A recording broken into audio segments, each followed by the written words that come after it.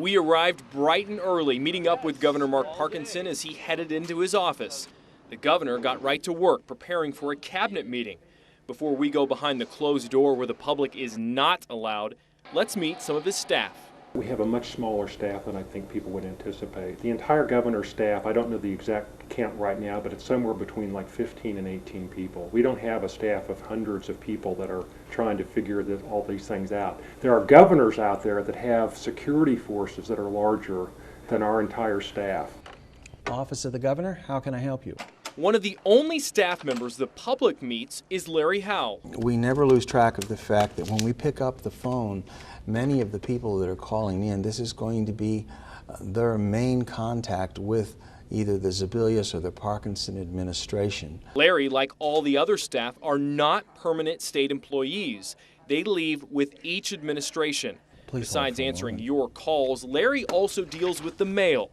Lots of mail. This little plastic tub is basically full this time, and we usually get about one of those a day. It's usually really full on Mondays, and after that it kind of trickles down to the end of the week. Good morning, Office of the Governor. How can I help you? The first meeting on the governor's agenda this day was a discussion to make broadband internet more available to the public. Then Secretary Jim Garner arrives ready for his meeting. Governor Parkinson is a very hands-on type of governor, wants to know what's going on, and is very engaged with what's happening in my agency, the Department of Labor. We have an amazing staff. Because these are state jobs, they don't pay exorbitant amounts of money that people might think. But despite that, Governor Sebelius was able to attract some remarkable people. Next on the agenda, a taping at the Highway Patrol headquarters. 3, 2.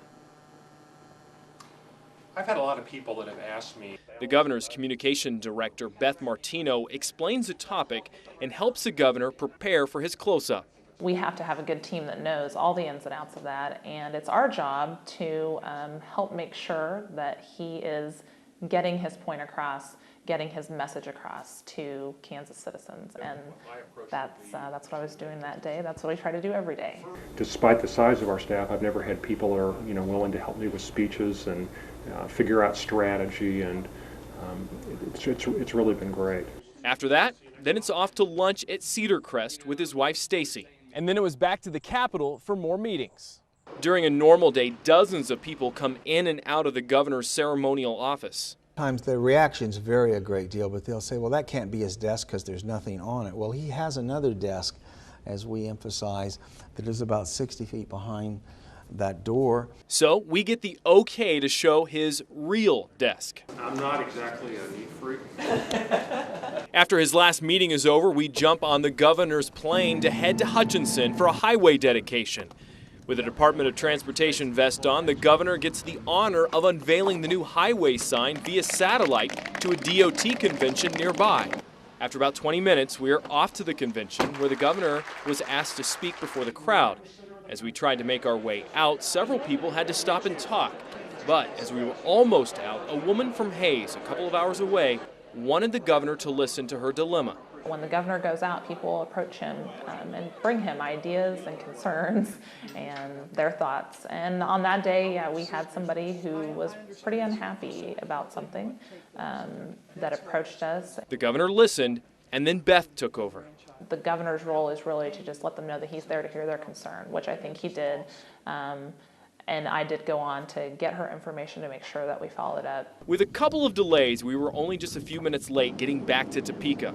The governor used his downtime to keep track of his duties on his BlackBerry, a new piece of technology he is still getting used to. It did take a little convincing to get him one, but he's now fully versed in the uses of the BlackBerry.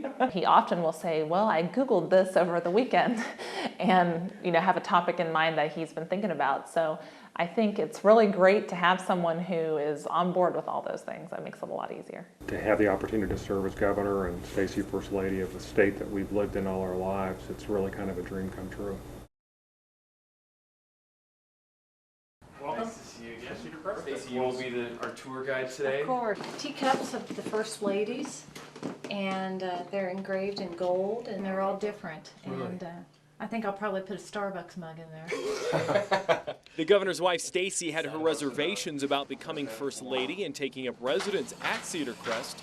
I had concerns about how it would be a family home in terms of just rolling around on the floor with the dogs and you know, just having that family life where we all hang out, you know, playing Scrabble or whatever. But after just a couple of days, Stacy feels her family is right at home. The living quarters are very accommodating, and once I saw that, that was a real relief in my mind that we would be able to have that family spirit that we like. What I've been told, and I haven't actually Could seen be this urban language. legend. Yeah, this could be urban legend. I've been told that if the first family doesn't live in this home, that the state actually loses the right for the first family to live in it. It retreats back to this trust fund. So, you know, I certainly didn't want one of the accomplishments on my watch being that I lost the governor's mansion for the state of Kansas. The Parkinsons are definitely figuring their way around the governor's estate. It is the smallest and most modest residence of all the governors in the U.S., but it sits on the most acreage, 244 acres. One of the things that's amazing about this home is that there is phenomenal art from all of the well-known Kansas artists, you know, in every nook and cranny of this house. And so over the fireplace is Berger Sanzane, who is our favorite Kansas artist. It was during the Graves administration that Mrs. Graves actually raised enough money to renovate Cedar Crest, all while keeping its history preserved. It's like living in a museum. Yes. That's really cool. This is a great library. The chandelier itself is original to the house. Which includes 1,500 books, not just in the library, but all around the house. Let me just show you something. Just like, okay, we're just thumbing through these books, and here is a book, a first edition book of Joan of Arc by Mark Twain. We're thumbing through this thing, and here it is, signed by Mark Twain. This is the authorized uniform edition of all my books, Mark Twain. It's not just signature surprises in Cedar Crest. There are a couple of mysteries. There's a safe back there that's never been opened. And so, like, you know, we're just like really curious, you know, what is in this safe? The governor's son is confident he will crack the combination, but there is another that is right out in the open. It's a door to nowhere. One of the mysteries. With all of this, moving in was easy for the Parkinsons. All this furniture, all the books, all the dishes, all the towels, everything stays in this house. So you don't have to move your furniture from your own home. All you need to bring is your clothes, and the place is ready to go. There weren't a lot of boxes to move. There were just hangers of clothes. Stacy and I have been married for a little over 26 years now, and the first home that we lived in was a mobile home in Lawrence. And we're very happy now, but we were just as happy in the mobile home as we are in this house right now. And I know there are a lot of people out there that are struggling, that are losing their homes, that have had a dream to buy a home and they can't afford to do it.